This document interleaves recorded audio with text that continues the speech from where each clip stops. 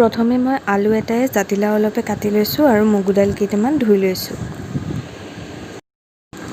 এতিয়া লৈছোঁ নৰসিংহৰ পাত কেইটামান, জলকীয়া দুটা আৰু বগা সৰিয়হ কেইটামান আৰু পিঁয়াজ অলপ কাটি লৈছোঁ।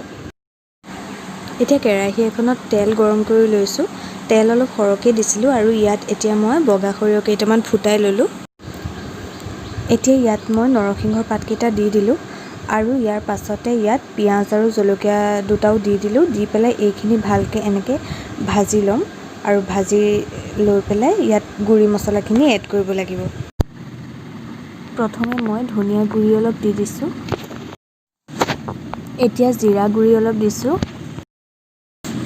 মছলাখিনি দি পেলাই এতিয়া মই মগু দাইলখিনিৰ লগতে দি দিছোঁ আৰু এইখিনি অলপ ভালকৈ ভাজি ল'ম।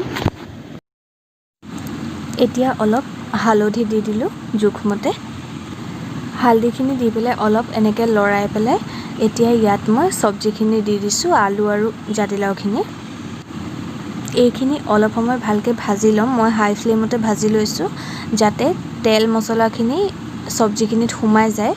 আৰু তাৰ পাছত ইয়াত অলপ নিমখ দি দিছোঁ। এতিয়া নিমখ দি পেলাই এইখিনি পানী দিব পাৰিম আৰু পানী দি পেলাই কম জুইত অলপ সময় ঢাকি থ'ব লাগিব।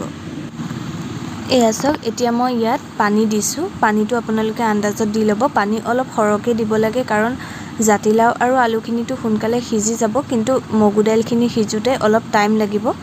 সেইবাবে পানী অলপ সৰহকৈ দি পেলাই কম জুইত ঢাকনা মাৰি থৈ দিব লাগিব। এয়া চাওক, এইখিনি উতলিলে আৰু সিজিলেও গোটেই বস্তুখিনি। এতিয়া এইখিনি মই ইয়াতকৈ আৰু অলপ ঘন কৰিম, তাৰপাছত নমাই থৈ দিম। যদি ৰেচিপিটো ভাল লাগিছে তেনেহ'লে আপোনালোকে এবাৰ নিশ্চয় ট্ৰাই কৰিব।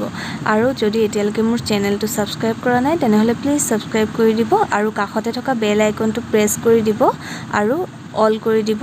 তেতিয়াহে মোৰ নতুন নতুন ৰেচিপিবোৰ আহিলে আপোনালোকে গম পাব।